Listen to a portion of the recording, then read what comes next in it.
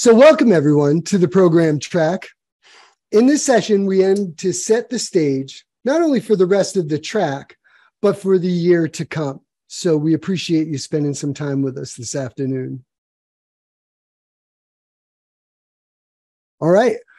I am Matt Clerico, the Associate Director of New Site Development here at YouthBuild USA.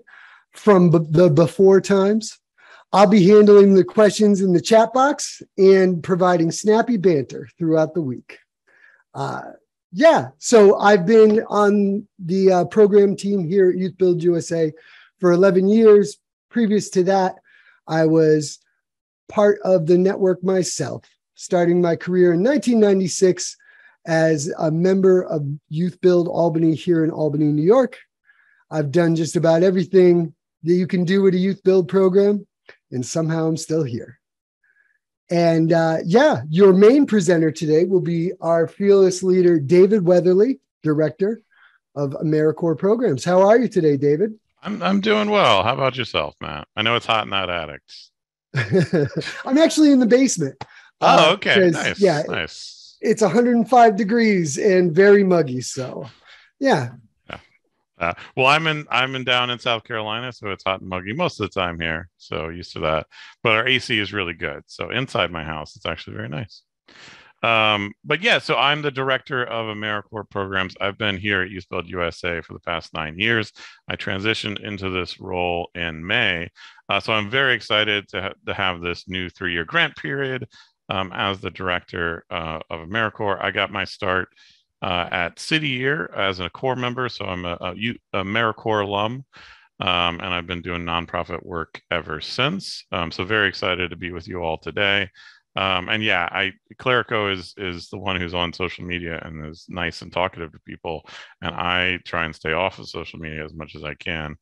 But before we banter too much, we got to introduce some other colleagues. So I'm going to turn it over to Lauren Troiano to introduce herself. Hi, everyone. I'm Lauren Troiano. I am another portfolio manager. I'm a senior portfolio manager now on the program team here at YouthBuild USA. And let's see, I've been at YouthBuild for 5 years now. And my service experience and background is that I am a 2-time AmeriCorps alum. So right out of my college years, I did a year with AmeriCorps and CCC. And after that, I did a full year as an AmeriCorps Vista. So that's my own AmeriCorps experience that I brought into this role here.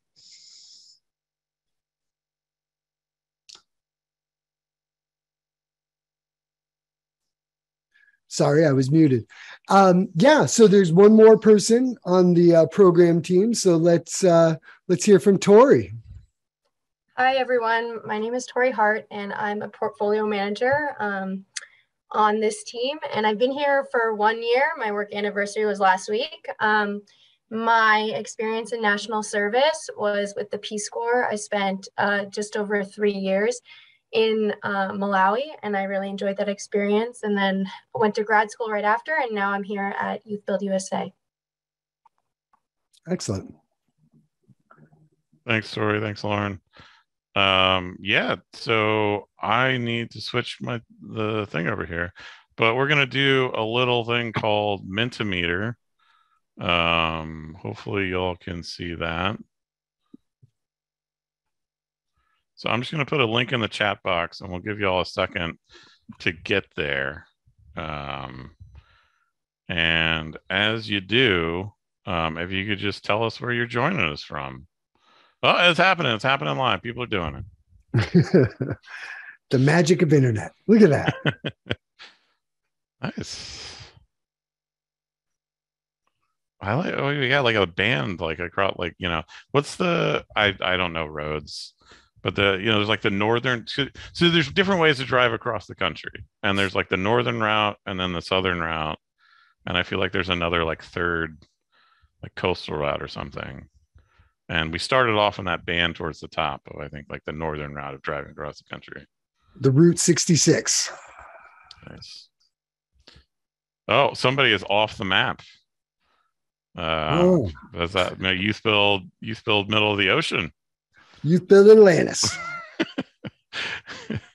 Yeah, so I mean, fun fact, you do need to be part of the United States to be in AmeriCorps. So the Atlantis program, we might have to investigate that one. Yeah, I assume it was a misclick, Evie, but maybe you want to spend some time in the ocean. Great. We'll give folks another second to kind of filter in, but thank you all for taking the time to fill that out. And it's just great to see where everybody's joining us from and the impact that we're having across the country.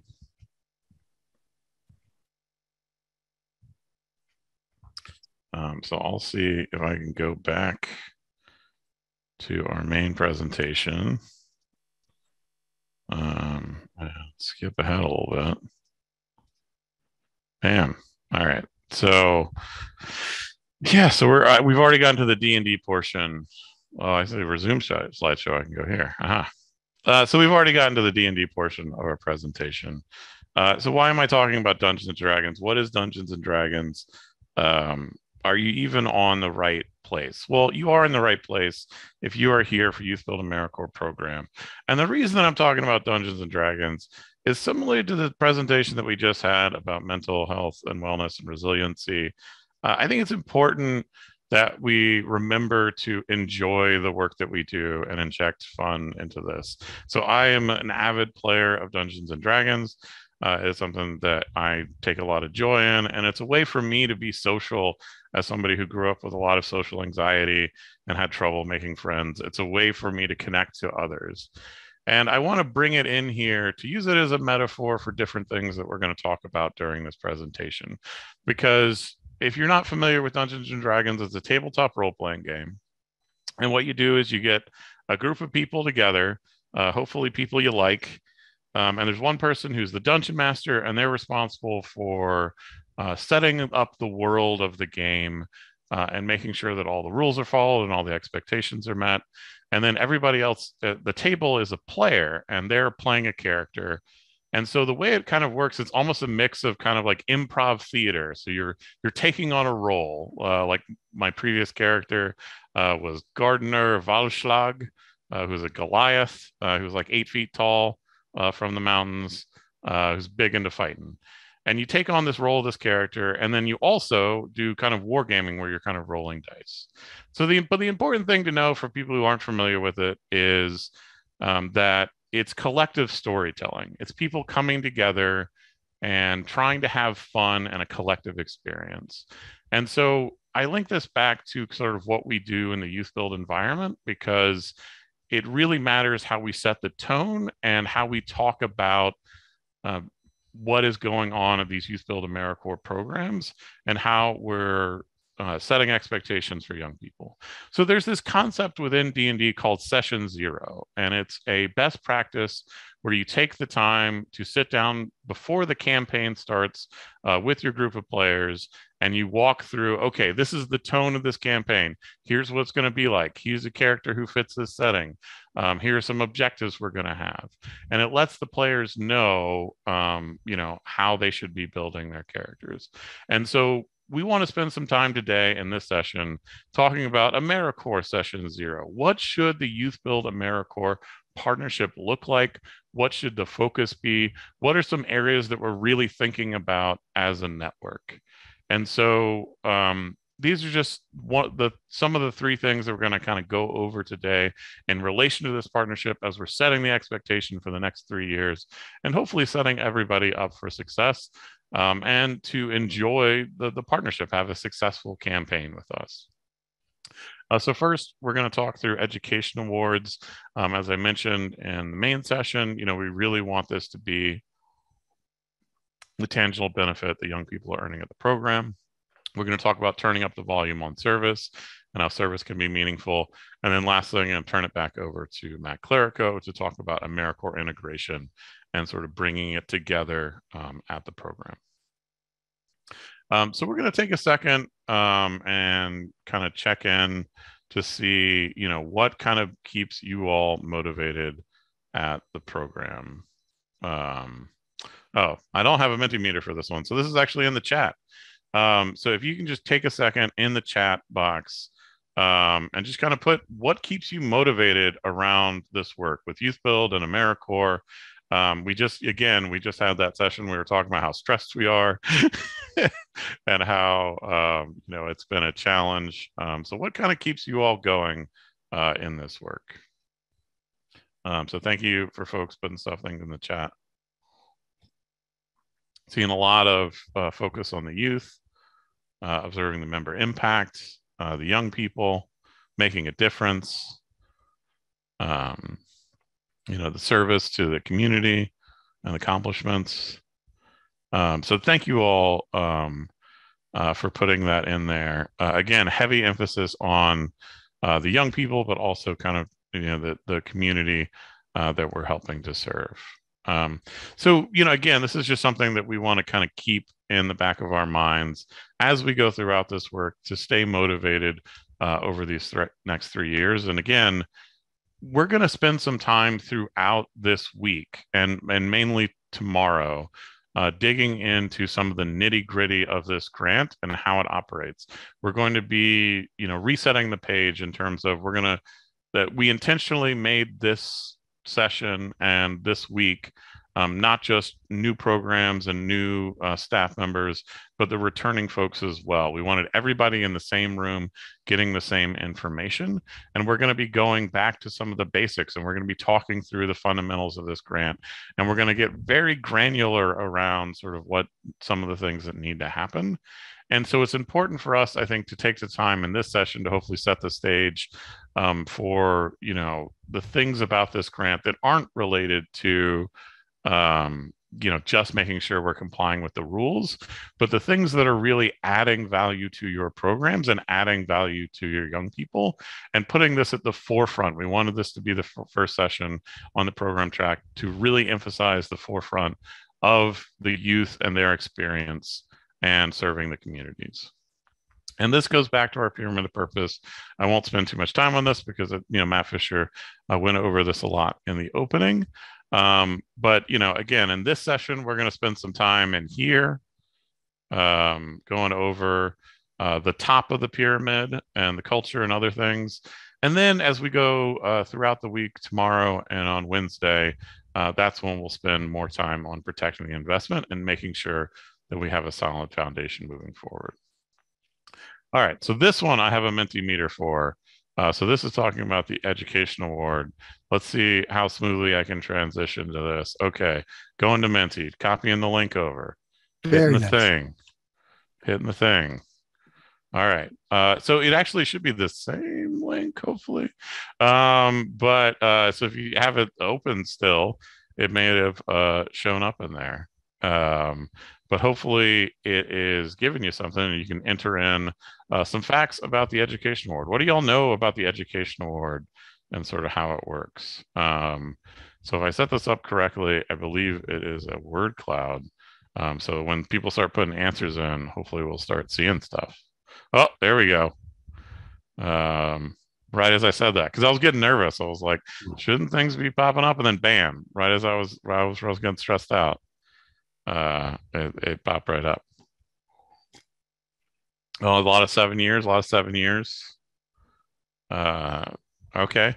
Oh, we got 1,700 hours. That's for full time. Yeah.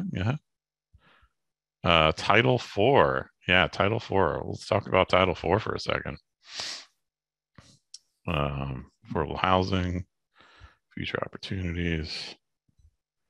Does anybody want to try putting in amounts for the awards we're handing out? Just curious if anybody can get close to that. We'll give folks a second to keep putting stuff in.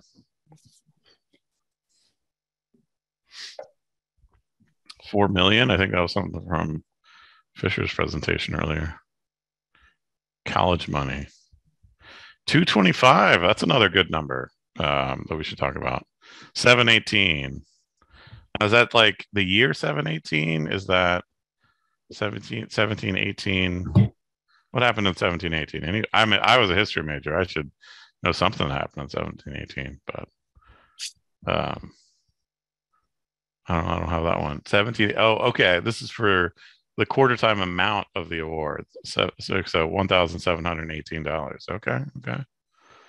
I should have actually looked that up before. Does somebody, how close are we getting to different ones? And it's on the next slide, so we'll get there. For the 4-year. But thank you all for taking some time to put those answers in the chat and sharing what you know. Again, some common themes here. This idea, you have 7 years to use it.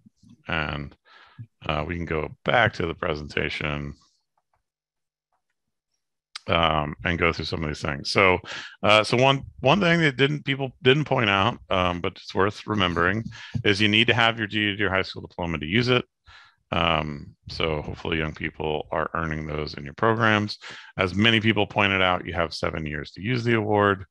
It can be used for costs at qualified institution. So when people put in Title IV, a Title IV institution, that is an institution that accepts federal financial aid. So it can be used there. And it can be also used towards costs for attendance, room and board. And then for quarter time, 17, 18. So not just a year, also an amount. So many people who put that in there had that correct for quarter time, although many folks are going to be minimum time. All right, so we're going to do one more Mentimeter thing. So I'm going to try and go to the next slide. So hopefully you all already have this up. But I will put the link in again in the chat. So this is another pin on here. Do you know the education award attainment rate of your program? And if you don't know, I do actually want you to guess. Don't try and go off on here. Try and just guess what you think it is, even if you're not super aware of what the number might be. Oh yeah, we're getting folks coming in, getting a range in here. People being honest. I like it. Yeah, no, thank you all for sharing, especially the folks who might be in some of the struggling categories, but are still willing to admit that that's where they're at.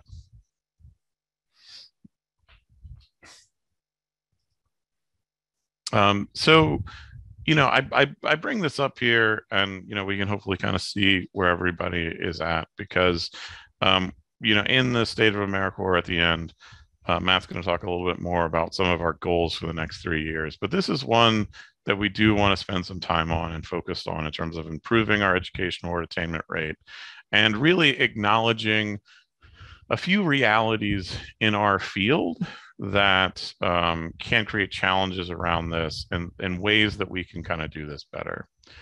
So one is just the understanding that the requirements for you all are ever increasing, both from us and from DOL and other points of view. And so there has been less time that young people have been available to spend in service. So for a lot of the programs, not everybody, but many programs in our network are moving from quarter time to minimum time. So they're moving, from the 450 hours that we had historically done to 300 hours. And, this is a transition that, we want to give young people success as much as possible, but at the same time, we want to make sure we're setting them up where they're able to earn their reward. So from a program design perspective, being able to get to 300 might be easier for a lot of young people than getting to 400. And for the programs who are still at 450, obviously we want it to be as high as possible, but if you find yourself struggling, have a conversation with us, and maybe minimum time makes more sense from your program. I think the other thing that is worth noting is that in this 0 to kind of 29% category, which I know some of you all admitted that you were in, I personally want it to be a goal that we don't have anyone in that category by the end of this 3-year grant period. And that means looking hard at programs and seeing, does your program really fit with YouthBuild AmeriCorps? Because if you do not have young people earning education awards at your program, this is the most tangible thing that we give out as part of our grant. And we want to make sure that young people have this opportunity and are earning education awards. And if that's not something your program is doing consistently, then we want to reevaluate whether this partnership is a good fit for your program. Now, you might still be an excellent YouthBuild program, but are you an excellent YouthBuild AmeriCorps program if your young people are earning, if 29% or less of your young people are earning an education award, I would say no. And so we do want to make it a goal for the next 3 years to really improve that. So let's talk about some ways that we can set people up for success. So we're going to go back to Dungeons and Dragons again for not the last time, probably. And I was talking about that session 0 where you're getting people together. The other thing that we do in session 0 is they make their characters. And you can really derail a campaign if you make a character that does not fit the setting of the campaign, right? Like I was just talking about my Goliath gardener. He was a very serious fellow, and we were playing a serious campaign, so he fit right in. But if you're playing like a joke character who just like only talks backwards in rhyme, and we're trying to have like this serious Lord of the Rings campaign, it doesn't fit into the situation.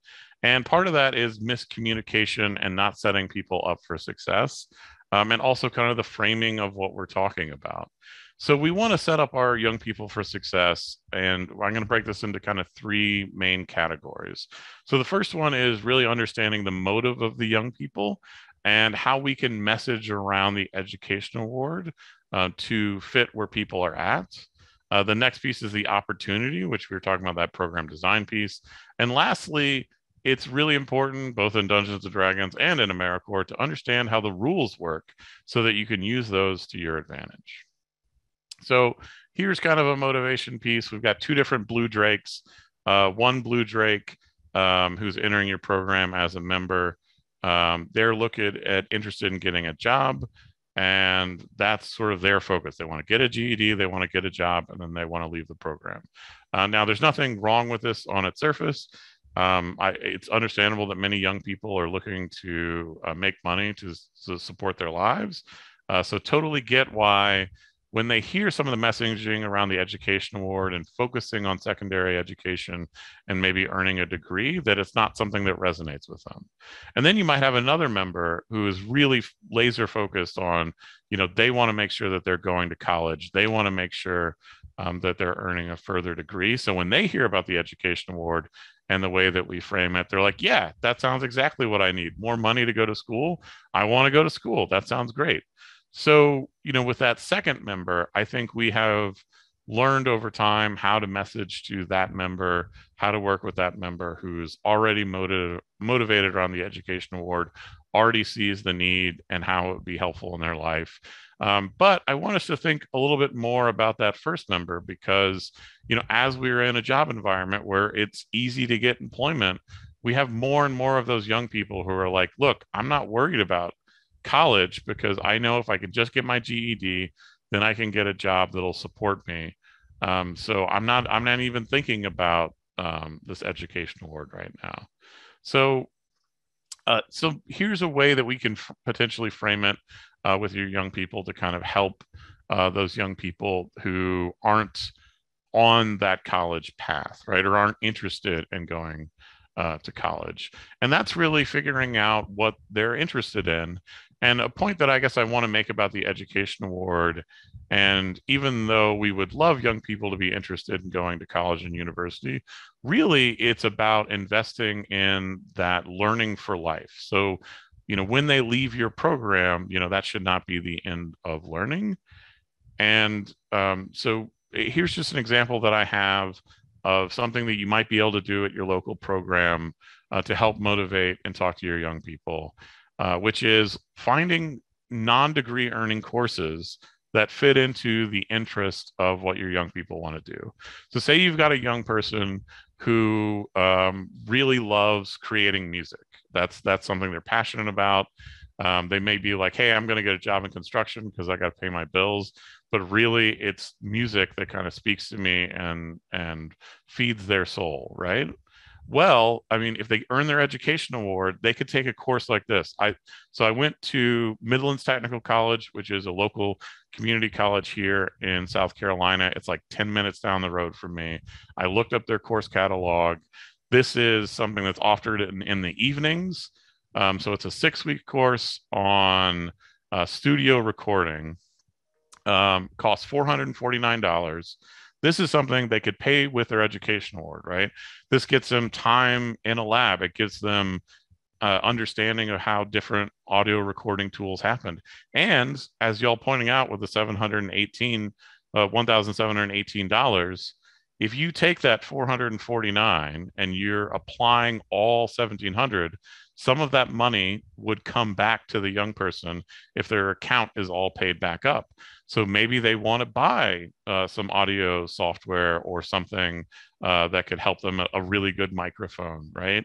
So there's ways that I think we can talk about using this education award for folks who may not initially think that, like, hey, this is money that I can use. Let's find pathways for that young person to use that money, lean into what they're interested in, what they're passionate about, and really create this opportunity that to say that, like, you know, your learning shouldn't stop while you're, you know, after you leave the YouthBuild program. And maybe they take this course. So this course is part of a broader audio mixing, and I forget the exact title, but it was an audio engineering certificate. And they would have had to take in like 4 out of these 6 courses, and they could have paid for most of it with their education award to earn the certificate. So I just encourage you all to kind of think about this with your young people, and are there ways that you can encourage them outside of just going to a 2-year, 4-year college and earning a degree? And there's nothing wrong with that. Obviously, we want young people doing that too, but how can we motivate them outside of that? Another piece, and this is something I think we're going to spend a lot of time in the next 3 years talking about and trying to get right, is the program design. Are you setting up your young people up for success in order to earn these hours? So again, I talked about a significant number of people moving from 450 to 300. You know, and there's a lot that kind of goes into this. You know, we have had some issues with TrueScreen and FieldPrint and other things in terms of getting folks enrolled. There have been challenges about collecting documentation to get folks enrolled. So we want to make sure that we're trying to line up all these things where, you know, when a young person is in your program, they can start earning hours as soon as they can. And we're in a situation right now where some people might lose out on hours around grant startup. So we're starting up grants. You know, if you have questions about what you need to do for that, reach out to your portfolio manager. But we're going to be sending out sub-grantee agreements soon, and we want to open up slots. And we don't want to have a situation where a young person is ready to go and we're not, because we haven't done everything we need to do on the administrative side. So trying to make those things happen as much as possible.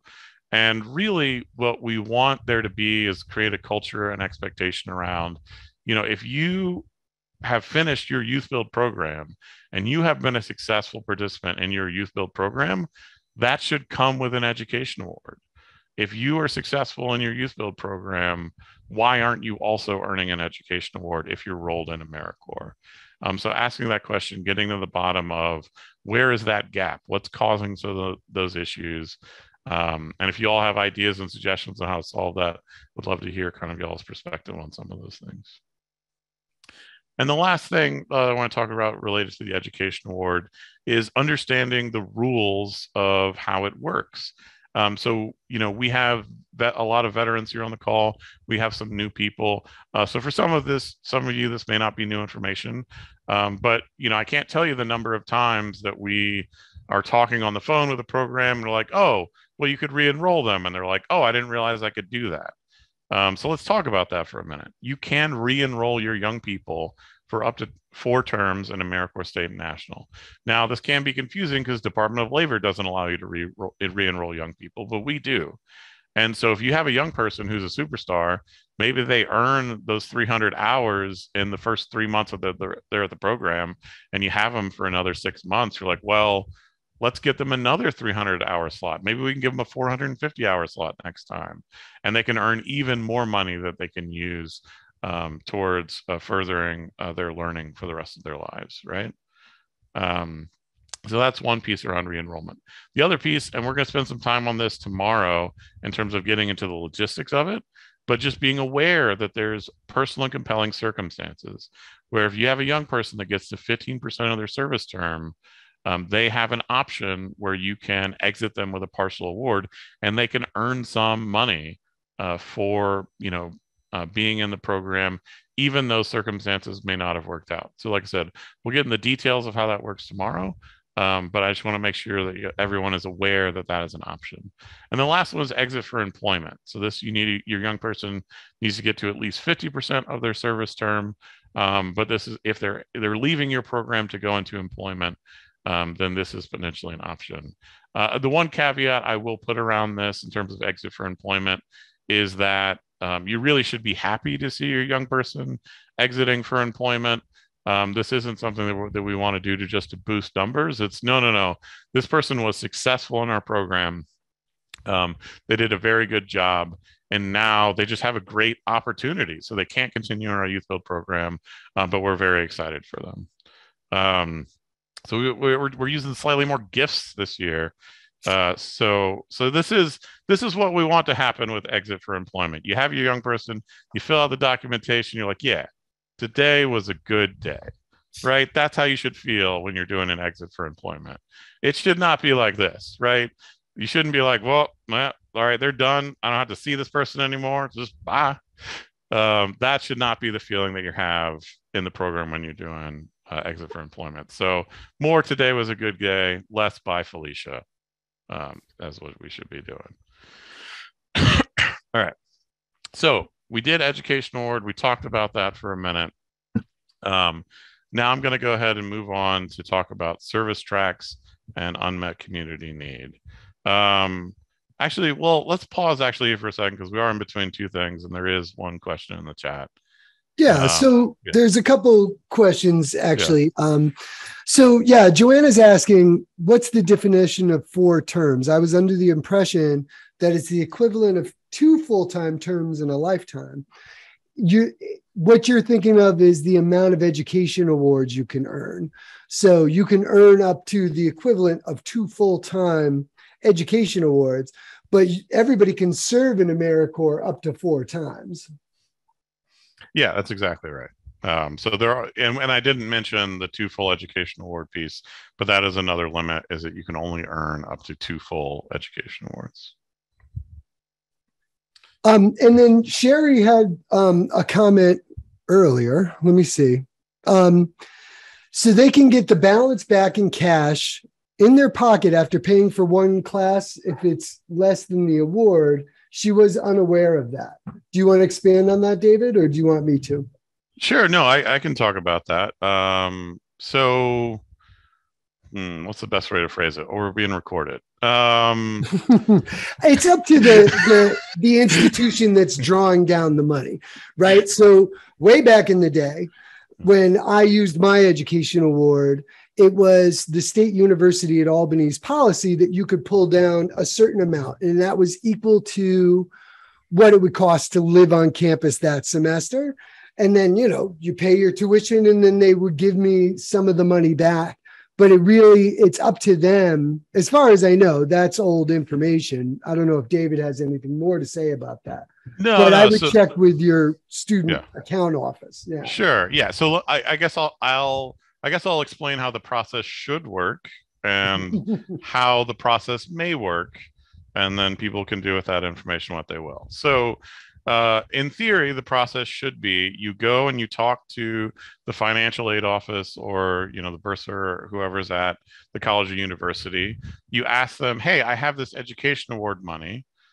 Is it okay if I apply this to the school and then I get some money back and then I use that to buy a laptop because I need a laptop for class, right?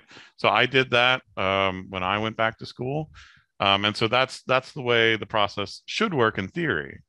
But usually what happens is, in just the bureaucracy of these institutions, is when you apply the funds to your account and your account is paid up, then the college or university issues a reimbursement check for the money that you expended over what you owed.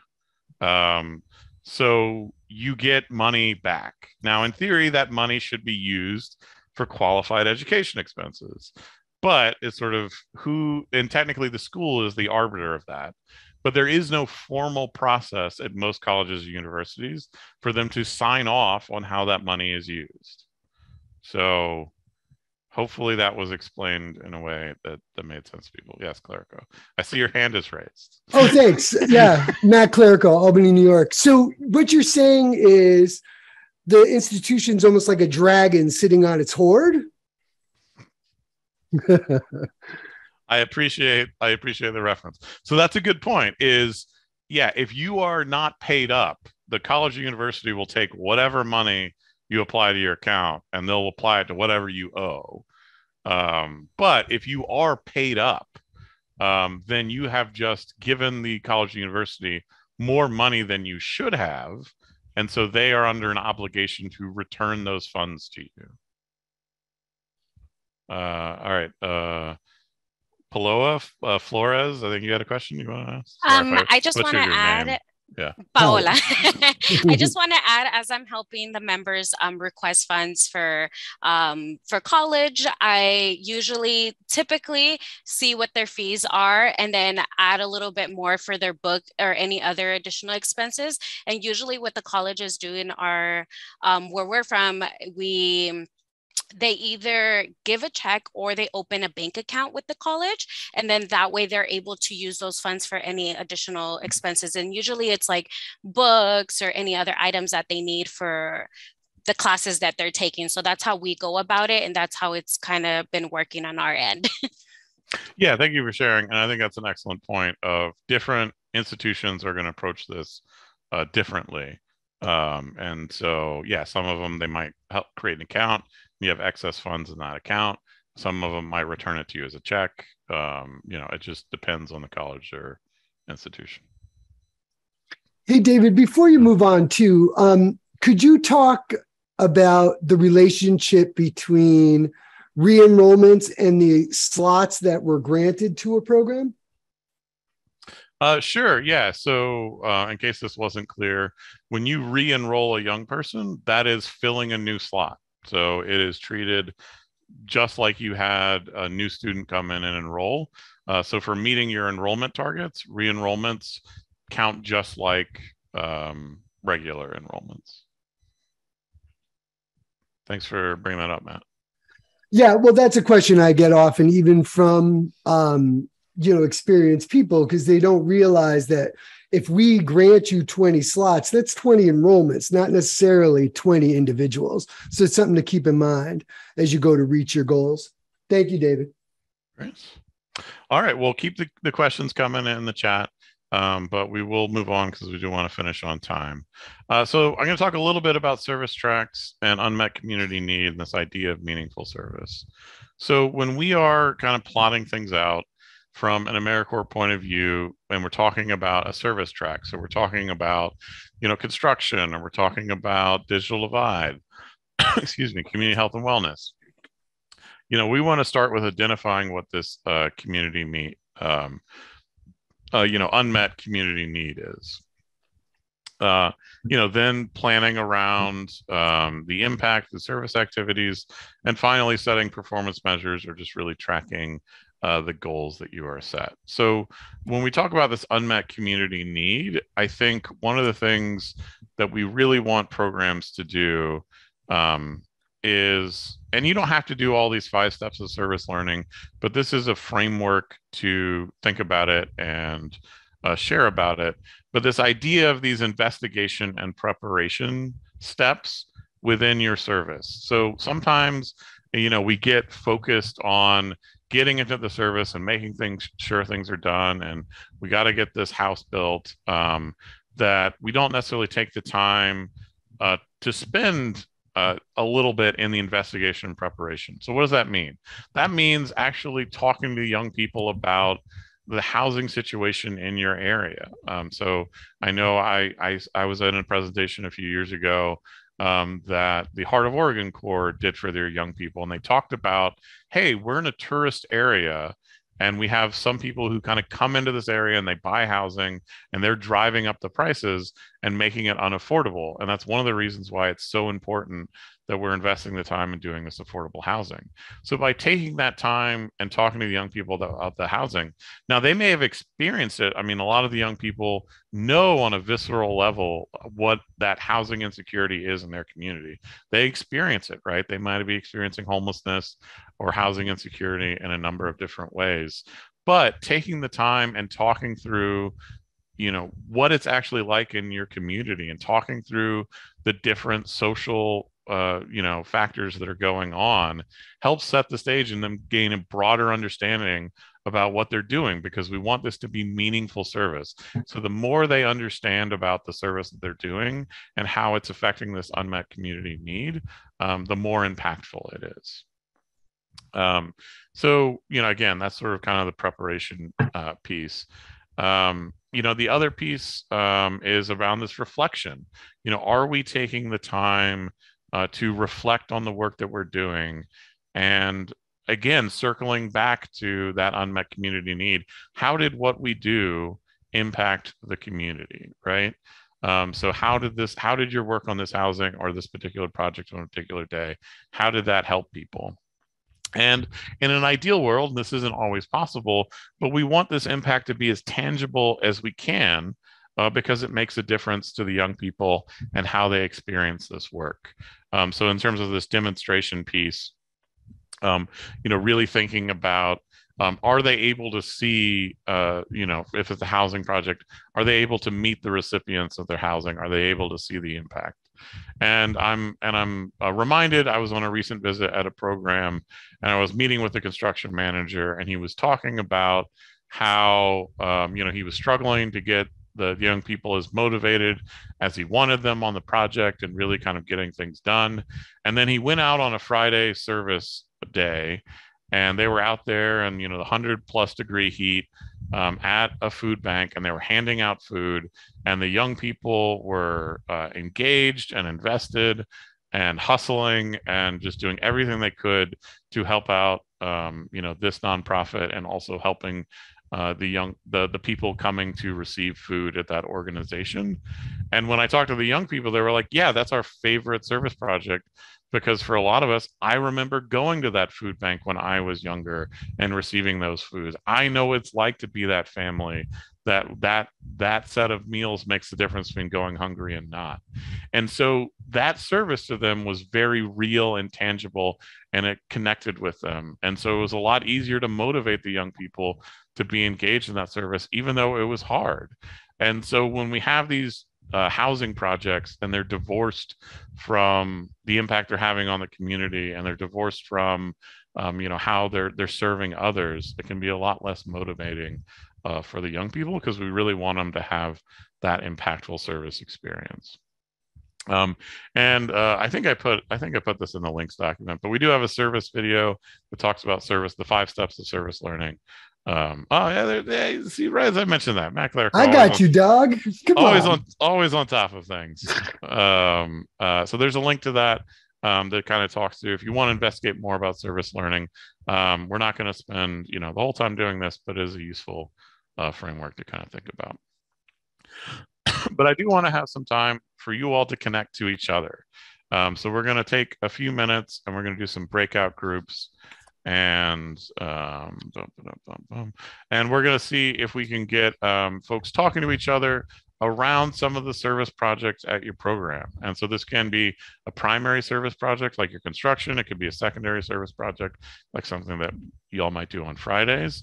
But really we want to kind of highlight what are some successes in your program that y'all are proud of that you've been able to do.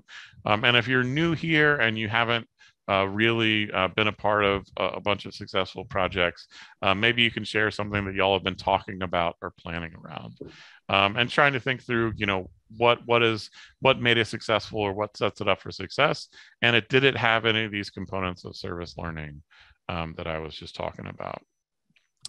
Welcome back, everybody. Thank you for taking the time out to do that. Unfortunately, we don't have time to report back on everything, because I do want to get to the rest of the presentation. Maybe we'll have some time at the end.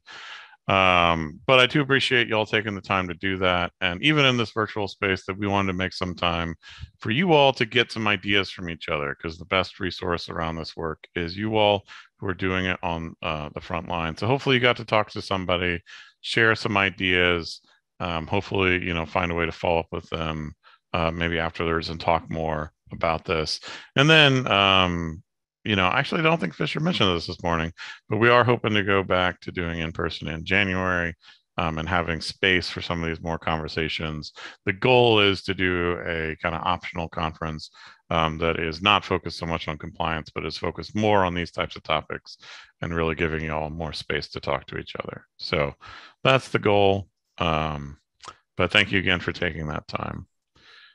So the last thing that I want to point out when we talk about service, and hopefully this came up in some of your conversations and examples, is this idea of incorporating member voice into what you're doing. And one, I think this is just at the core of what YouthBuild is, right? It's the difference between YouthBuild and some other youth development programs, in my mind, is this: we care more and incorporate more about the member's perspective. And YouthBuild started with this idea of asking young people about what is the difference they would like to make in their communities. So whenever you have an opportunity to do it, ask this question: have we asked our members, of their opinion? Is there a way we can incorporate this more into our planning? Because there's a big difference between going to do a trash cleanup, maybe in a random park, that is connected to some other thing that you're affiliated with, and then going to that park where one of the members, that's where their brother plays after school, right? Because that is going to be personal to them. That's going to impact them directly. And that's something, asking that question, like what's the change you'd like to see in your community, and then empowering them and giving them the tools to do that. And then also incorporating regular ways to get feedback on service projects. So, we're going to have an evaluation at the end of this session where you can share your feedback on how useful these sessions are to you. And we want you to model that or have that with your young people as well. Like, have them give feedback on their service experience at different projects. Is it what you hoped it would be, or is it connecting with them in the way that you would hope? And then lastly, empowering the young people to lead by example. So, Matt Clerico put together this great resource around policy councils. So you should be able to find that link in the chat. And it talks about building up a policy council in the kind of the traditional way. But there's also a section where he talks about how you can use your policy council as a service council in some ways. And that's a way to give the young people something meaningful to do and really give their voice into the program. So I encourage you all to check out that. It's a great resource. And this is a project that I've talked about before, but I love the Beds for Buffalo project that YouthBuild Buffalo had done years ago and continues to do, where they really took the young people through the entire process of, okay, we have a crisis in this area where we have people who are sleeping without beds. We have the construction skill. We can do something about this. And so they reached out and they had corporate partners who donated resources and materials that they could use. And then the young people went through the process of designing the beds and really understanding what was going into it. And then they got some training on how to actually put the beds together. And then the service event brought in different, volunteers from the community. And those volunteers were led by a young person who was an expert on putting these beds together, because they had been involved in every step of the process. And so they could lead that team of volunteers. And so it was a powerful opportunity for them to lead and understand the impact they were having and giving back to the community. So just highlighting that as one example. Hopefully in the conversations you just had, you got ideas from other programs about things that you could implement at your own program. So with that, I'm going to turn things over. I had one more point I wanted to make, and then I'll turn things over to Matt Clerico. I forgot I put this slide in here. And this is just this parable of the bricklayer before of just understanding the context, right? So if all you're doing all day is laying bricks, then maybe that's all you think you're doing. If you're spending all your time and all you do is put up a wall, maybe that's all you're doing. But when you spend the time and give the context to your young people and say, I'm building a cathedral, that individual, that bricklayer is somebody who has a broader context and understanding of what they're doing. And we want our young people to have that, right? We want them to have, I'm building the community, right? So they really know the impact that they're having on a day-to-day basis. All right.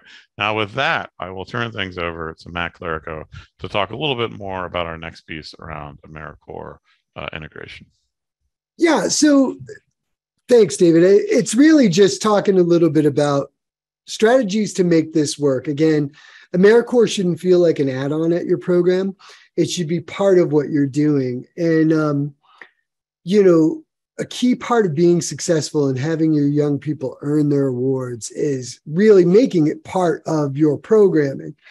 And that's right from the beginning, right? So, if we're using the brand on our website and materials, a lot of times on site visits, I talk to programs about making sure that the logo and mention of AmeriCorps is on the application, right? People should know what they're signing up for. Members should wear the logo almost every day, right? Certainly every day that they're getting credit for AmeriCorps hours. There are some situations where it's not appropriate, and we'll talk about that more later. But they should be part of it. It should be part of your program's identity. It should be part of the uniform. And a lot of times when we start something new or we have something that's supplemental to our program, 2 or 3 program staff know all about it. But I find a lot of times when I'm visiting programs that there's a whole bunch of staff, especially like construction trainers and stuff like that, that don't really understand what the AmeriCorps thing's about. And inviting them to something like this, a virtual conference where you could have a bunch of people, you could have your whole staff be part of it. That's good too, because if everybody's speaking the same language and has the same goals, then maybe we'll be successful at it. And then, branding the program facility. We're going to give you lots of goodies this fall. We usually send a care package with some banners and some yard signs and that sort of thing, but also at the service sites too. Programs should know, or the neighborhood should know, who's working on this house and who did this project and who cleaned up this park. That's important too. So we have the logos in all the camera ready formats if you need them. If you need the AmeriCorps logo, or indeed if you need your YouthBuild branded logo over here, we can send that to you if you don't know where to find it. Go ahead, David. So a big part of integration is adopting the AmeriCorps identity. Some programs, when they join our initiative, they'll add AmeriCorps to their name. That's certainly not required, but it is required to have a conspicuous presence. So whether it's, stickers for their hard hats or, AmeriCorps masks, if you're still using those in your community, that's something we'll send you to possibly. Using swag, AmeriCorps swag to get your young people excited about what they're doing in their community. So we will send you some of that. We send every program a free t-shirt that has the YouthBuild and AmeriCorps logos on it for every slot that you've been granted for each program year. Sometime later this fall, we'll ask you to fill out an order form and give us some sizes. And they'll be along about a month to 6 weeks after that. But if you wanted to order some swag, 2 really great websites. First off, the AmeriCorps National Service Gear store. They have a bigger selection of things, and they're really high quality items. And then there's gooddeed.org. They don't have as much with the new logos, I've noticed, but they're adding things all the time. And of course, anything that you buy that has the AmeriCorps logo on it, for the most part, is something that's an allowable cost to bill back to us. Go ahead, David. And then you also want to make it part of your messaging during mental toughness, right? During member orientation, there should be some talk about AmeriCorps. We heard North Chicago talk about how they do an initial service project during mental toughness. That's a great idea. We also need you to do a few things when it comes to AmeriCorps orientation. Talk a little bit about the history of national service, the expectations, the prohibited activities of this grant, adding some of that service context, like David said. And, we have a lot of great resources about that we have developed over the years. So again, if you're new, you've heard me talk about our YouTube channel a number of times this summer. There really is a lot of great videos there. There's one that we created, kind of talks about the history of AmeriCorps and the history of AmeriCorps and YouthBuild together. I think David's going to put that in the chat if he hasn't already. And then also Lauren Troiano a couple of years ago put together a little subpage on youthbuild.org with all sorts of great orientation resources for you to share with your students or even other staff during mental toughness. But again, it shouldn't be once a year. It shouldn't just be at the beginning. There should be some check-ins around that. There's an event called AmeriCorps Week that happens in March.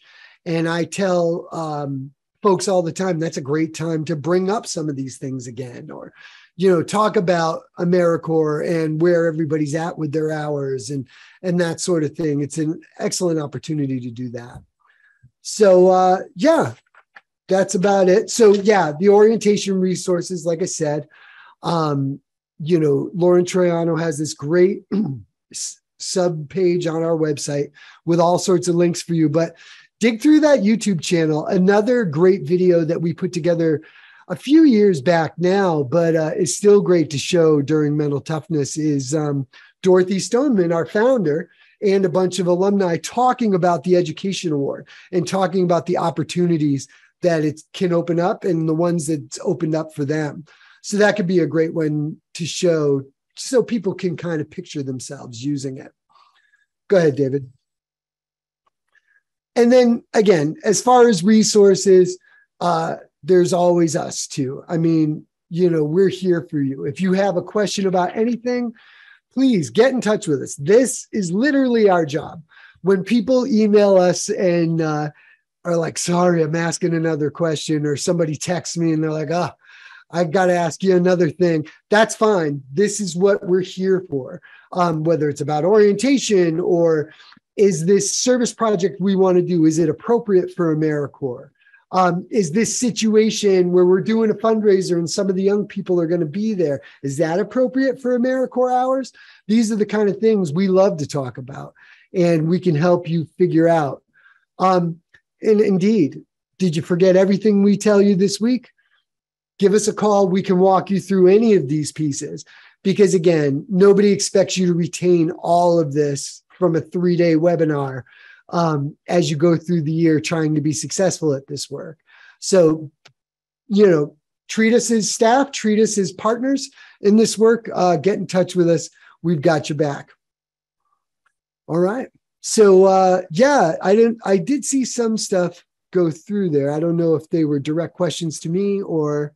Yeah, there are a few things floating around. So there's a question, around service terms and full-time members. So full-time members can serve up to 4 service terms, but as Matt pointed out, they can only earn up to 2 full education awards. So if they served 4 terms, those last 2 terms, they would not get an education award, unfortunately. And then somebody else does that.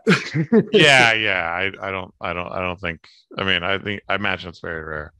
And then I think 1 or 2 folks ran into this with the links. If you are going to one of those links, they do a link to our kind of internal web page, which does have you do need a login to get access to that. So I believe it should say, when you click on the link, it should give you the process for how to ask for a login for that website.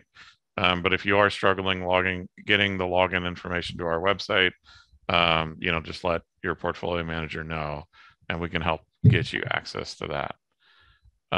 Great. So any other kind of questions? We've got 4 more minutes, 3 minutes, according to my clock. So we do have time for a few more questions if other folks have questions. All right. I'm not saying anything else. I'm going to move on to our last couple things. So one is, I think, as Matt was saying, and this is just a quote from Muhammad Ali, service is the rent you pay for your room here on Earth, which is a hardcore message around service. And I think that's where we want to be for the next 3 years. We want to be back in this space. We spent so much time in COVID with sort of, all right, well, let's see what we can do, and we'll make it work. And there've been so many challenges, and we've just been trying to survive, right? We've been trying to just make it through and get out to the other side, and hopefully there's something left when we get there. And now I think we're in a situation where things are a little bit more stable. There's still a lot going on. I mean, we were just talking earlier today about how stressed everybody is and burnt out. And we need to spend some time focusing on that mental health and making sure we're all okay. But I also want to make sure for the next 3 years that we're setting ambitious goals for what we want to do with our programs. And for us as a network, Matt Fisher is going to lay out more of it at the State of AmeriCorps piece at the end of the week. Us as a team, we're getting together in September, and we're going to start planning out the next 6 months to a year. And I really want us as a network to really move the needle on some of these things and really create the best programs we can. And for us, I mean, we are a resource for you all. Matt was just talking about, don't feel bad about texting us or email. Well, I feel bad about texting. I don't want to be texted. But different portfolio managers, I'll say different portfolio managers have a different point of view on that. But email me as many times as you need to, right? Call me as much as you need to. Set up as many Zoom meetings as you need to get the information you need to run a successful program, because we're not the ones who implement this work. You all are. You're the ones on the ground, the front lines of this in terms of helping the young people and making sure this is happening.